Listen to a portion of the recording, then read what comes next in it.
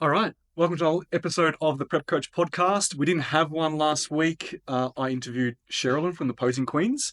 You had to listen to it, right? It was awesome. It was good, wasn't it? Yeah, I thoroughly enjoyed her explanation of her Beyonce routine. I was actually driving and I was just smiling for the first 10 minutes. It was really good. You guys did a good job together, actually. Yeah, it was It's a an really interesting insight sometimes. You only see someone, on a professional level, and it's nice to just Get a bit of the personality. yeah No. hear a bit of the story. But what I thought was awesome was that Graydon's first show back in 2011. I'm not sure I think it was his first show. Was also the same season you competed. correct. Yeah. And I remember whilst I was listening to it, and Cherilyn said, "Oh, it's a long time ago. It was ages, 2011." And in my mind, I'm like, "That's how far back MC goes as well." So Yeah, because what happened in my first year is I did a season A, then went all the way to season B. So I did that kind of thing. It's not we didn't know back then. We didn't know any better, right? Yeah. So I remember doing season A in Victoria, Bundoora University at the town hall they had there, RMIT. And then I went all the way to October. So that was in like April, or when I was in May, it went to October. Mm-hmm. And that was at the in Sydney. The Nationals was in Sydney. So, and I remember it vividly because we were like, it was the first time I've ever been to like a big Nationals. We stayed at like the host hotel. That's when I first met Nathan Wallace. And I remember going to the hotel gym and he was there and he was drinking a lot of water. I was like, "You're not supposed to drink water. Like, what are you doing?" And I remember just meeting him and he was a really, really nice guy. And then we had the show the next day and it was massive. The caliber of athletes was incredible. Mm-hmm. I actually remember standing backstage. It was really, really dark, and I was standing next to a guy. It was only bodybuilding back then, basically, and he looked incredible. And I just remember telling him, I was like, "Man, you look amazing." He's like, "Oh, you do too, man. You look awesome." He was the nicest guy ever.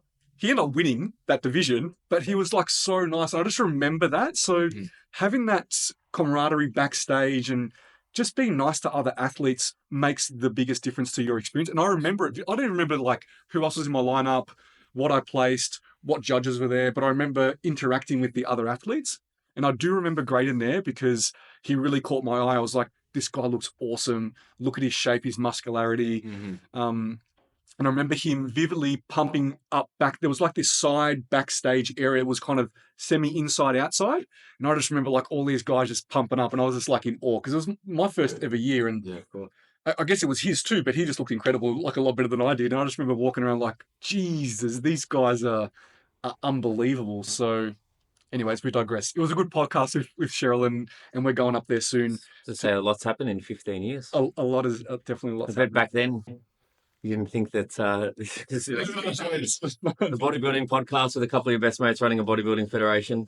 If someone had said that to you back then, I would have thought that crazy. Yeah, we've definitely come. What would you have been doing at that point? Working at ANZ? Yeah. Or what was funny is when I went for my interview for ANZ, I had just come off competing and I still had fake tan on That's why they hands. hired you. Yeah. So it was literally around that time that I was working corporate. So Yeah, one of the questions on your interview sheet was, does he have striated cheekbones? I got a tip for that one. So it was remember it was like a triple shot espresso before I walked in because I was still depleted and had no energy and had to do an interview. But anyways, it was good. But we had a great weekend over the weekend.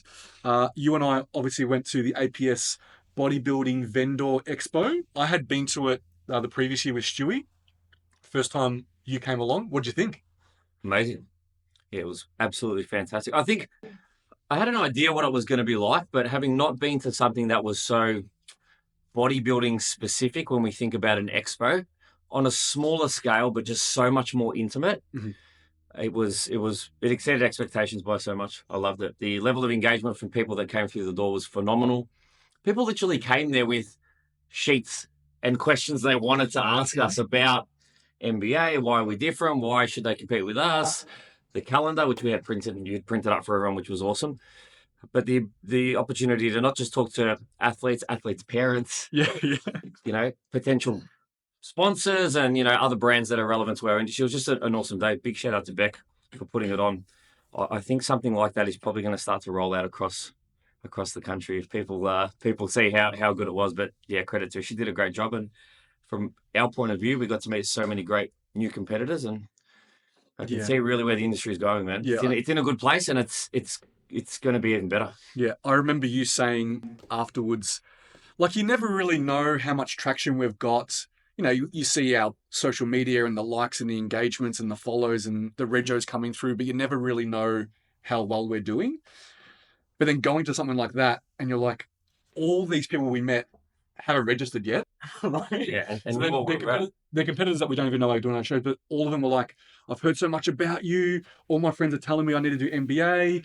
I had other people that are my friends that did MBA and they told me I need to do MBA. So for us, it was validation that we're on the right track and we're doing the right thing. So it was good. And we got to meet other vendors as well. We met the guy that owns Before You Speak, which is one of our sponsors. Yep. And he's got some new RTDs, like little cans, like they're little Boss cans, like they're coffee cans. I saw him. And MG was going to town Man. on Sunday. Oh, I did, yeah. We went to that on Saturday, New South Wales, and Scotty and I flew to South Australia Sunday, which we'll get to in 10 seconds, which was awesome. But these Before You Speak cans, 240 megs caffeine and 15 grams of protein. So Yeah. that's nothing my else. new diet. 9 of those today, and That's a pre-workout right there. Bit of protein and a bit a little bit of caffeine. MPS spike, and away we go. Yeah. But they're awesome. Did you try? Did he give you? No, He's not a milky guy. Oh yeah, because I don't drink milk. they've all got milk in them. He's not a milky Yeah, guy. I drink my coffee neat. Yeah. Okay. Yeah. But from an ingredients perspective, and I've never heard of any kind of caffeinated beverage that contains that amount. I mean, it's got milk, which is a phenomenal source of protein, but it's a pretty cool concept when you think about it. It's really, really cool. This is not a paid. This is just straight caffeine addicts talking about things that are important in life. Yeah. So yeah, then Scotty and I went to South Australia on Sunday, which was great because, new state for us. And the numbers at the workshop were awesome. Pretty much everyone there was competing either this season or winter season. And I would say 90% first-time competitors. That's awesome. Yeah, man. That's so good. Which And the was standard already, like, I was pretty blown away, especially by some of these figure girls, the standard at this stage of the season, given the SA is a little bit later on in the season. It's the standard's going to be very good. And yeah, it's looking like it's going to be a pretty decent size show. So Yeah. big shout out to Kaya for Yes. sorting that out for us. Yeah, It was no, awesome. She did a great job. So Yeah. not sure if she listens, but shout out to Yeah, her. definitely. And like SA does have incredible athletes. yeah, man. Obviously, we know a couple of them. Benny. Benny's is in SA, and we caught up with him the week prior, right? And we went to Port Melbourne Derrimut, the new Derrimut there. Yep. Trained with him, which was good. Which was good time. And It then was. we got some food afterwards, which was great. It's always good to catch up with Benny. He is one of the greats. he's one of the greats for sure. He is.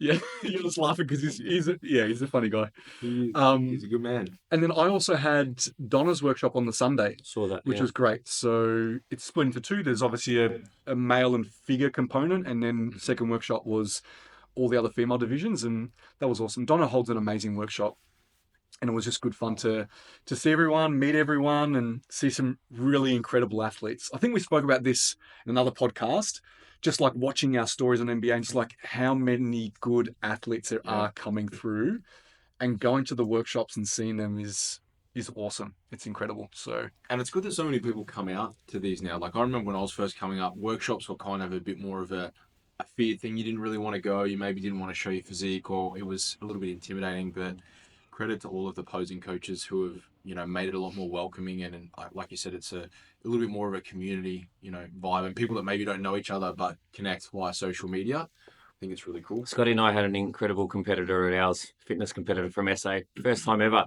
Did the posing workshop in jeans and cowboy boots. oh, I did see someone in cowboy boots. Yeah. She did. Shout out to her. Yeah. What was the story? Just came. Didn't want to miss it, and Just came.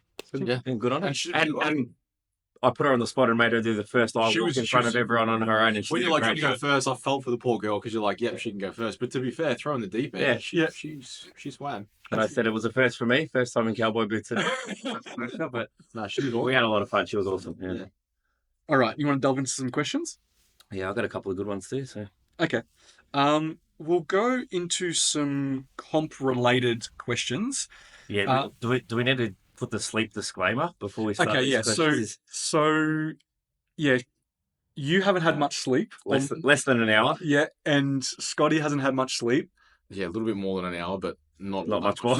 Yeah, so Less than 3 hours combined is what we're we're not going to go into like full technical in-depth questions. I have a couple for you, but we'll just leave it to next No, time. I did we say could, but the answers might be made up. we'll get through this, Potty. We'll be fine. All right. This is a great one. How do you deal with fatigue and keeping up with normal life before a comp?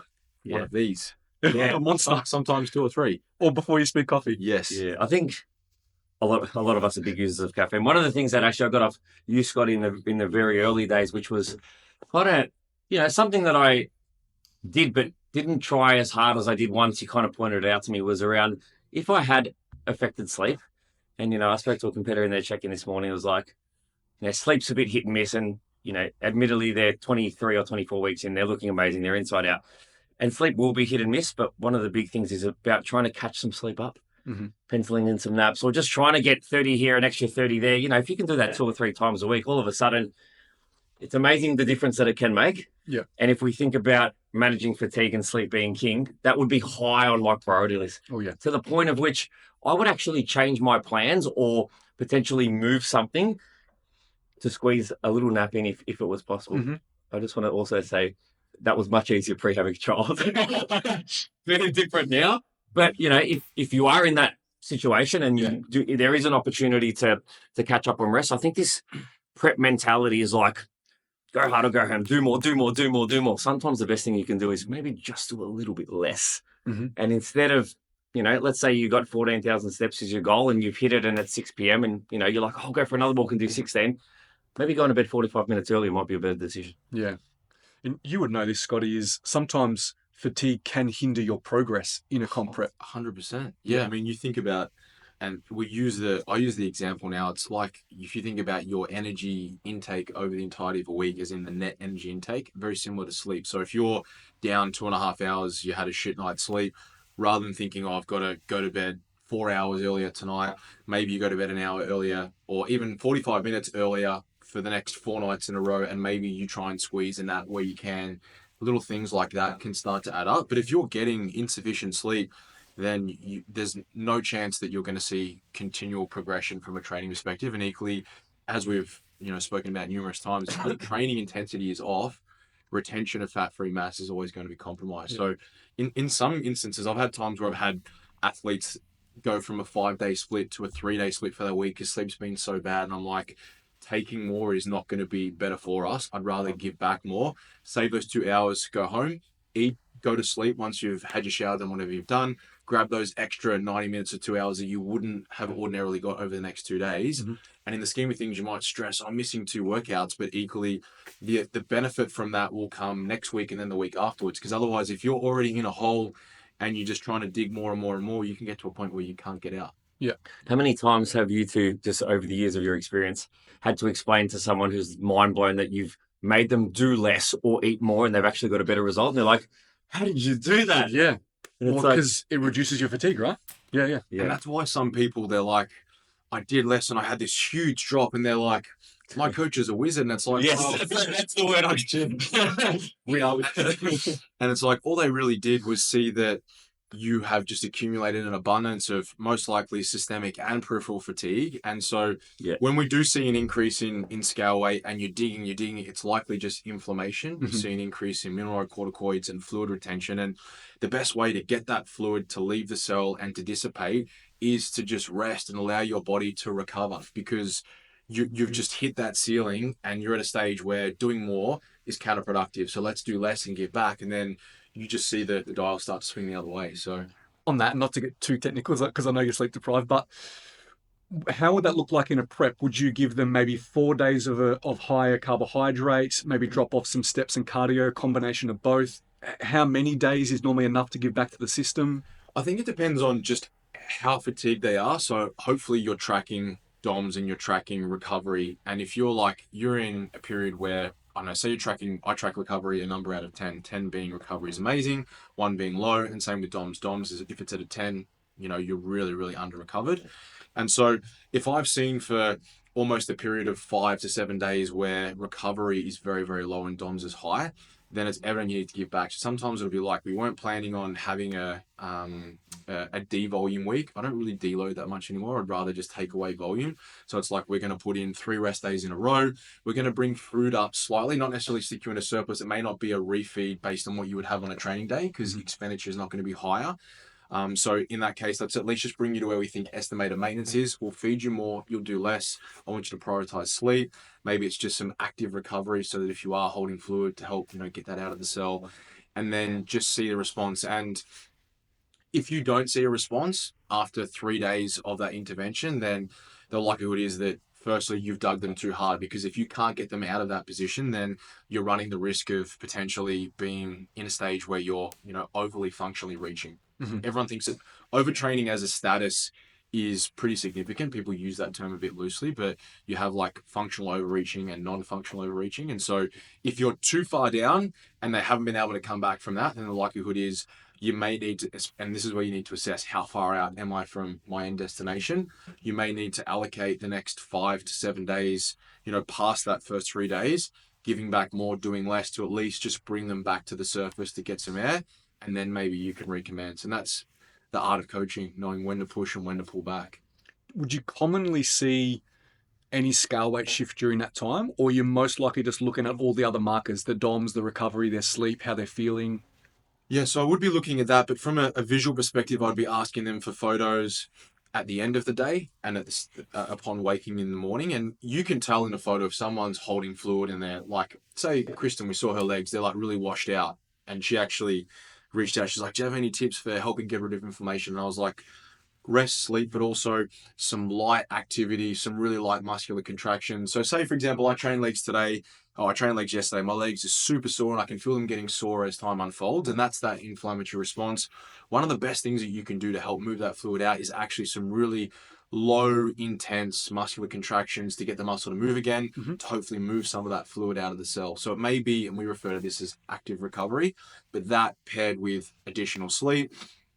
I'm not necessarily saying that you need to just sit on the couch and do nothing, but just some movement. But equally, it is a fine line between going too hard, and in an era where we're becoming, especially in sports science, more in the in the camp of just do less, don't go too hard. Like, I'm reluctant to say do less all the time, because you have to be a specific type of individual. But a lot of the athletes we work with would be in that camp where sometimes we actually have to get them out of their own way because they just want to do more and more and more, but it does become counterproductive. Awesome. Anything to add on that? No, I'm going to move to, because you mentioned about deload, devolume, and there was a question down here somewhere, if I can find it. Yeah, here it is. How often do you like to change training blocks? 6 weeks, 8 weeks? And do you do a deload before or after a new block? How long does a block go for normally? Yep. And do you structure in deloads or not? Yeah, I don't really run anything less than 7. But again, context being important. Sometimes I'll change a block at 7, but the changes aren't dramatic. Sure. They're minimal changes. There might be changes to rep schemes. I've said on this podcast many times, I like to undulate things very often. So move exercises, right through from 6 to 30 reps. Typically, if I had to say what my average would be, I'd probably change things between 8 and 10. And normally that would coincide with a D volume, same as what Scotty said. For me, I reduce overall sets. I keep all my isolation movements to a match weight from previous week, and my compounds, I'll probably pull sets and reps back, as well as a little bit of load. But I'm not talking like 30 or 40% load. I'm talking 15%, 20%. Yeah. So someone who might be going in, normally doing, let's say, 20 to 24 sets, that volume load for a D volume or a D load week, as traditionally people would call it, might be like 12 to 15 sets. So is that structured in at the end of every block, or it's only if you think someone needs it? Yeah, so I calendar it out at the end of every block, but I don't always do it. Okay, cool. So how am I going to make that decision? Again, feedback from the athlete. Where's their recoverability at? Where are their fatigue levels at? How are their DOMs? I use DOMs as a good one too, because sometimes what I see is when I initiate a new block, I'll see DOMs typically go really, really high. New stimulus is being introduced. So I've seen over the years that people's DOMs are high. And then that starts to subside to the point where almost DOMs disappear.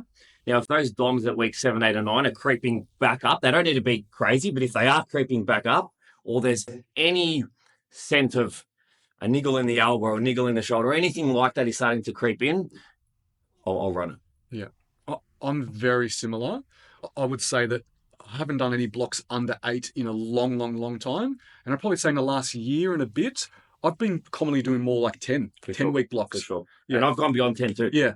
Sometimes 12. It depends. Like if it's getting towards 10 and then in 2 weeks' time is their show, I'm not going to give them a new block. For sure. Just extend it out for a couple more weeks and just. But even in like off season, if I'm doing Scott's program and at week 9, he's making 3 to 8% increases with progressive overload every week, why am I going to take it off him? Yeah. There's no need to. Like, it's working beautifully. Keep going. Unless any of those signs start to creep in, or his feedback is not 1 week, maybe 2 weeks in a row that he's like, Coach, that leg press, I honestly don't feel like there's anything left in it. And I know he's training as hard as Scott trains. Different story. And that's where, sometimes getting videos of people's form and exercise is important. It's not just about form. A lot of people get video feedback based on form. Sometimes it's just about intensity. I want to see what you think is 2 reps in the tank because I'm not there versus what I think is 2 reps in the tank. So. Yeah, exactly. Yeah. How about you, Scotty? No, everything you said is good. Yeah. Yeah. I know there's sometimes where, because you do my program all this year, I'll just, in a check-in, I'll be like, I want to do the block for a little bit longer. But as you would know, it's very rare. You'll never ever get a massive overhaul. So I program mine in the 8 to 10 week mesocycles, but I'm not like at 8 weeks, all of a sudden we're changing. It'll literally be duplicate the file and then looking at certain movements over the last 24 weeks. Where are we starting to reach our ceiling? And potentially it's not even subbing a movement out. It might just be changing the volume where you might have had 2 top sets and a back off. Maybe you move to 1 and 1. And maybe that then allows you on your next pressing movement to have a little bit more oomph in the tank to take that exercise a little bit further. So it's those little elements of minutia, but chopping and changing all the time, I think, is one of the worst things you can do. Because on any exercise, there's an element of skill acquisition. And so sometimes it may take you 16 weeks to really like master a movement. And then you could be stuck on a weight for 4 weeks and you're fighting it. And then one day you just get this massive breakthrough. You have 3 awesome nights of sleep. You feel well. And then you just ride this beautiful wave of progression. So, yeah. The other strategy that, is something I think about too is there isn't often a big overhaul of exercise selection, but if there is a big overhaul, that week 1's going to almost be a deload anyway. 100%. Because you're just not going to know if you've gone from, let's just say, a leg press at 2 top sets and a back off, now you're going to 3 by 20. You're not going to know what that weight is to get correct to leave you, 0 to 2 in the tank. So if it's a big overhaul, that first week's a deload. That's a good point. Like normally the case is the first week of a new program is almost like a bit of a deload, devolume week because people don't know where their intensity needs to be or their weight selection needs to be. Mm-hmm. How do you feel support by family and friends while going through a prep and they don't understand? How do you manage that when you don't get support from your family and friends when you're going through a prep and they don't understand? I think it's something we've spoken at length about. It's probably one of the toughest things, I think, for people. I think the hardest thing would be your partner. Yeah. Not understanding. Or someone that's in your house and living with you 24/7. That would be a really difficult thing to manage. Mm-hmm. Versus, your parents or your cousins who you might only see once a week or twice a week. And you've just got to manage those expectations for a very short period of time and then you can leave. If it is your partner, and we talk about setting the expectation very, very early on, which would be, for me, sitting down with that person with, some pretty clear points about what's about to happen and what their, role will be in that journey and the things that potentially they may miss out on, and try and get their acceptance and support up front rather than just kind of letting them experience it as it's happening. Yeah. That's I think where I see a lot of people fail. Mm-hmm. Is they know they're going into a prep, but their partner doesn't weight train, they don't meal prep. They know what you're about to do, but they don't truly understand what you're about to do until you're 12 weeks in and Friday night when they want to go out and have a glass of wine and a pizza and you're like, I can't do it again. It's like, I didn't know it was going to be like this. So I think setting the expectation up front, when I say setting it, like very clearly mapping it out for them. Yeah. Assume they know nothing. Yep. If you tell them it's going to be really bad and it's not so bad, it's going to feel a lot better for them. If you tell them it's not going to be bad and it's really bad, that's when you're going to have difficulties. So yeah, and if you're a first timer and you don't know what to expect, then you need to ask your coach so they can set expectations. Ask your coach, ask your teammates. Yeah, ask them and say, what am I going to expect, and what should I tell my partner they're going to expect, or family friends they're going to expect For sure. to be experiencing the prep? Because it is really difficult. But as you said, is if you set expectations, they don't need to understand what you're doing, but they need to support what you're doing. Yeah, and I think if it's extended family, one of the things that you said a long time ago is like about, not being able to operate at your level. And it's like, he said, I'll just come down to your level for this 3-hour barbecue, and then I'm going to go back to where I operate. And that's a great mindset and attitude to have. Yeah. So, sure, you can explain it to them, but if they don't get it, you don't need to justify yourself to them over and over, and use that mindset of like, sorry, I live up here. I know you're down here. I'll come down there for a few hours for you for this family, catch up, and then I'm going to go back to where I belong. Yeah. And water off a duck's back. So. Anything you want to add to that, Scotty? No. Yeah, we're good. The next one, which is going to be very, very similar, is what are the 3 hardest things that you need to go through during prep? So we've already covered sleep is probably a hard one during prep. Support of family and friends. Could be another one. Fatigue, we've kind of spoken about that too. So like they're all things that are probably the hard. Is there something that you specifically found the hardest in prep? Training in the back end. Okay. I'm going to call that the last 4 to 6 weeks. Yeah. That feeling of knowing you're going in for a big push day or a big full body day. You got leg press, you maybe got RDLs, you got, flat press. And that, it's going to be heavy and it's going to be tough. To continually show up to do those tough sessions when, you're 20% of your body weight down, you're fatigued, your DOMs are high, and you're suffering. That's a big challenge. Yeah. And how do you overcome that? You just got to suck it up. Yeah, we always talk about going back to what your original why was as your motivator, but ultimately, it's all got to be, it's got to be in here. Yeah.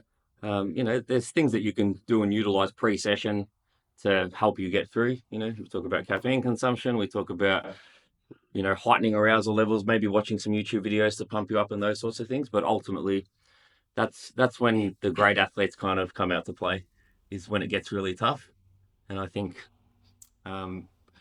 it's something that lots of people do struggle with, but just need to be mentally tough there.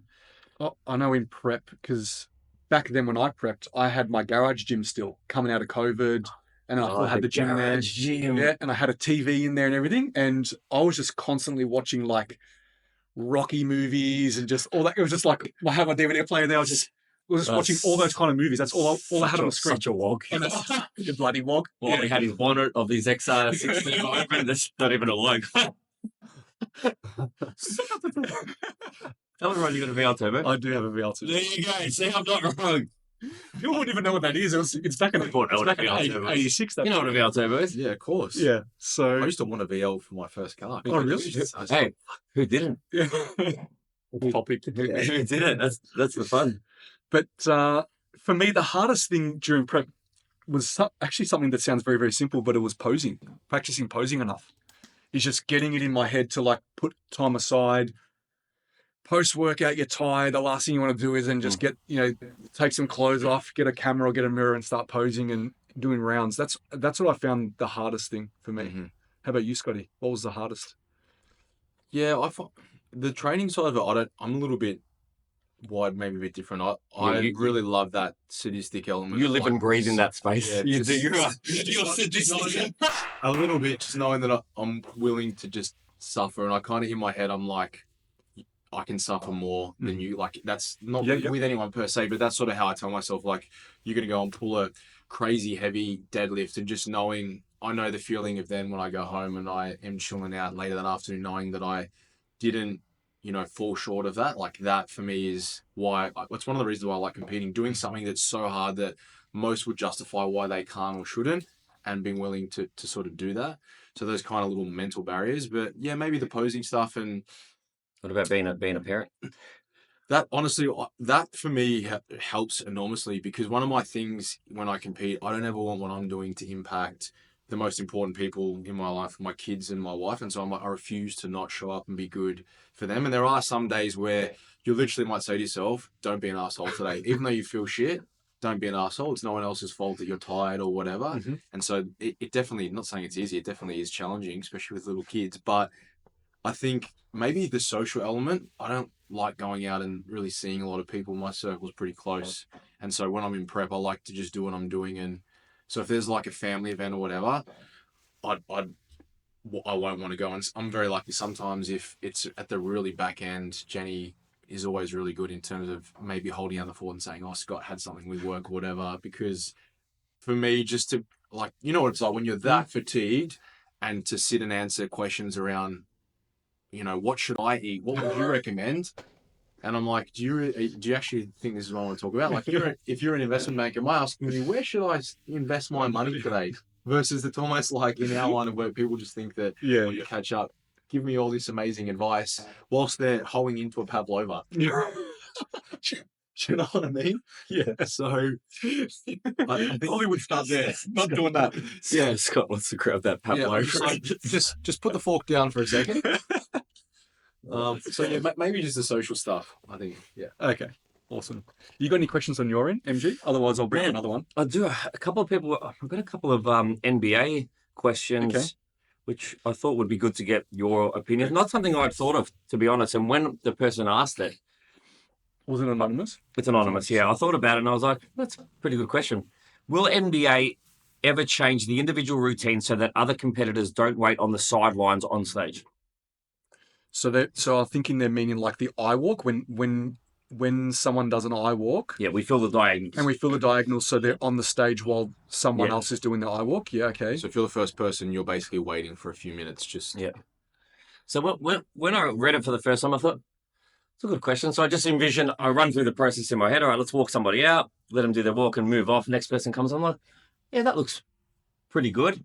Then I'm thinking about both sides to it, which is lots of people on stage looks good too. Yeah. So there's pros and cons for both. But I'm thinking, okay, lots of people on stage looks good as well. Yeah. When you're finished your eye walk and you go stand on your diagonal, you're still in your pose.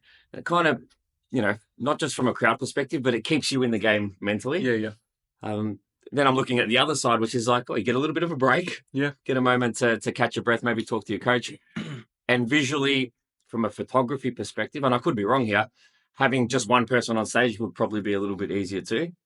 So yeah, it's a good point. Yeah, so I think you could easily argue both ways as to which one was better or not. But yeah, I thought it was an interesting question. What is the ideal scenario? I don't know.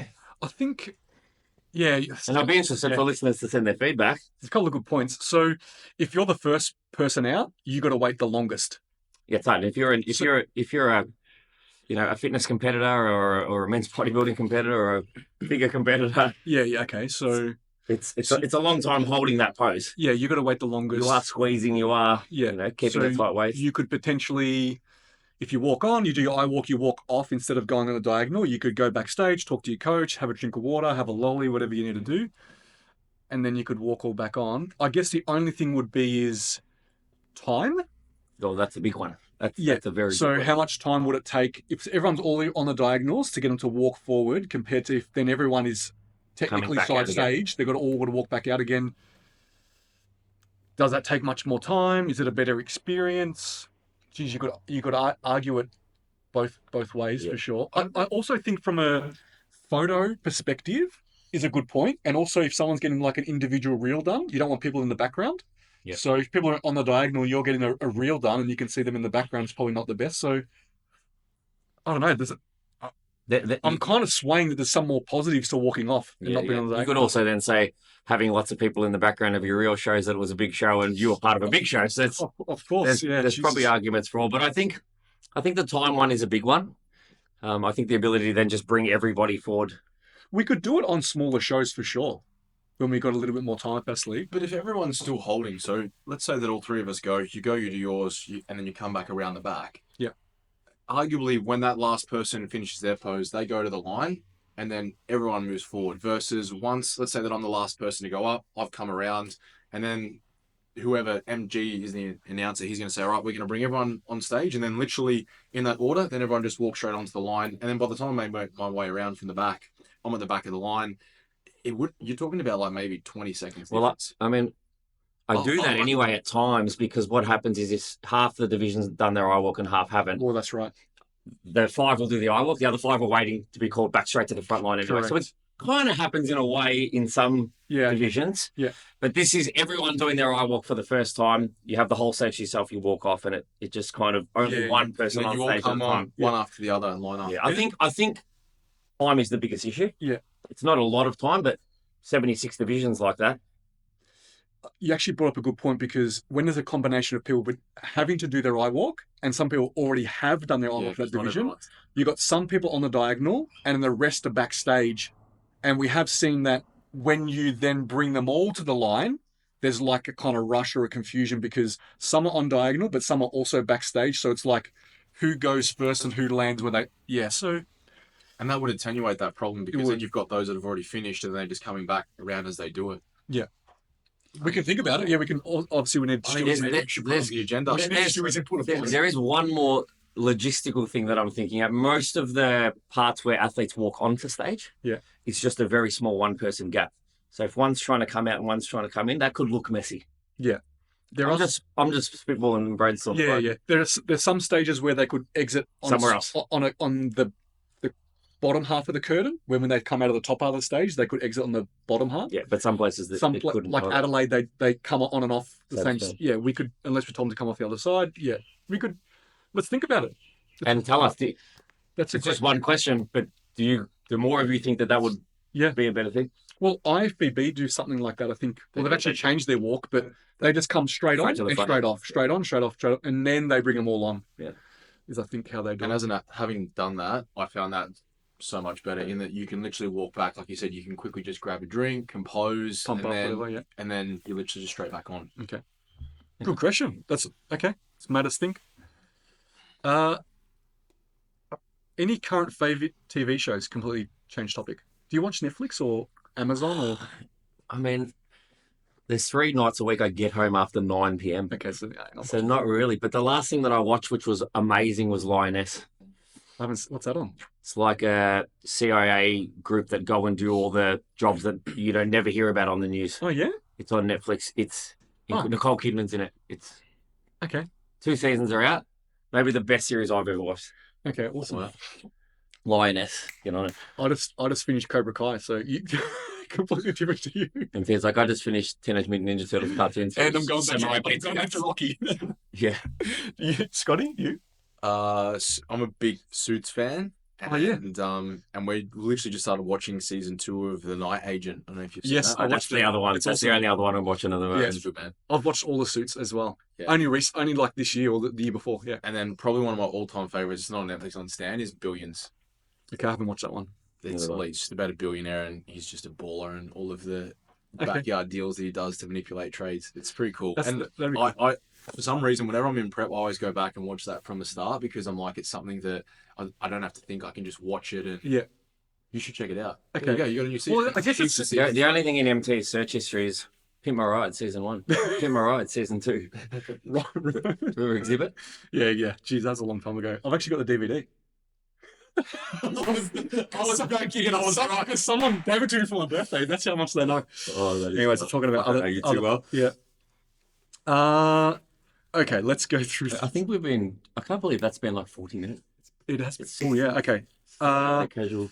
Any other ones you want to go through? Do you guys like kangaroo? I ate that all through prep, and I ate it all through off season. Do you have? I eat it in prep sometimes if I just want to have a break from chicken. I don't really eat it in the off season.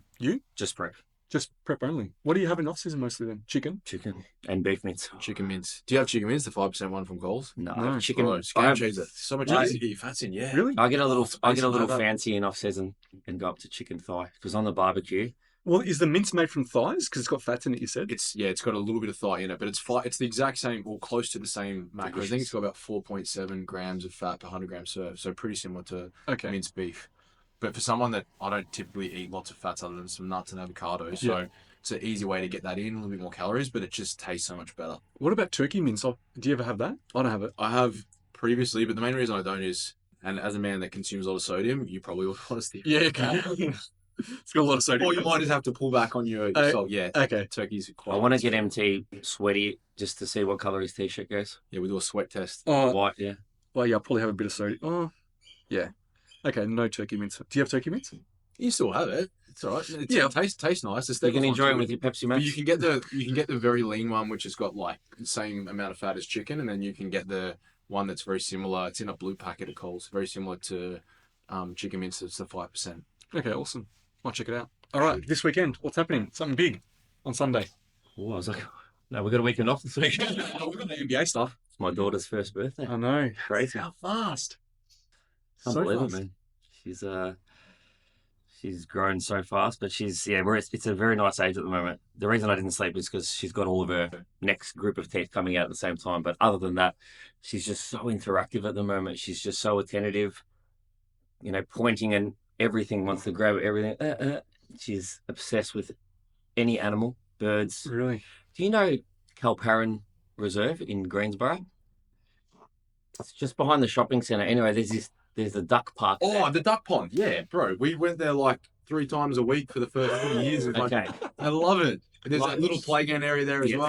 There's like 200 ducks, and they're just I went there with her yesterday. I bring some duck food. All 100 will come up to you and eat out of your hand. You've never seen so many well-nourished ducks. And my daughter just goes absolutely crazy. So How do you reckon she's going to be at the party with all these people? Is she going to be like... no, she'll be fine. She'll be great? Yeah, she'll be fine. Yeah. She'll just smile at everyone. Yeah, awesome. She'll just smile at everyone. I can't wait. It's going to be fun. Actually, I don't think, because Drew will be coming. I don't think Drew's had the chance to meet her I properly. don't So think he has, no. that'll be awesome. But yeah, no, I'm looking forward to it, man. It'd be great. It'd be great to see your parents as well and see But everyone. it is unicorn theme, and I do have unicorn hen, and I'm not even joking about this, for everybody to wear. Okay. Evie doesn't know that. She's going to be so excited, bro. Yeah, I've got a full costume for you, but Okay, great. Yeah. if you got there and I had it, would you put it on? Yeah, I would for you. I actually know I you would for you. I actually know you would. Just don't take any photos of me, please. All right. There's an idea. We're done. That was Done. good. Great catch up, everyone. That was really, really good. Are you on next week? No. 5th? Yeah, one after. The one after. After. Can't wait. Yeah, Okay, because cool. we've got the meeting. Meeting. Okay, on good. site. Yeah. Oh, awesome. Thanks everyone for watching, listening, and for your questions. And yeah, if you've got any other questions or any opinions about anything, let us know. We'd love to talk about them as well. So, Mhm. Thanks everyone.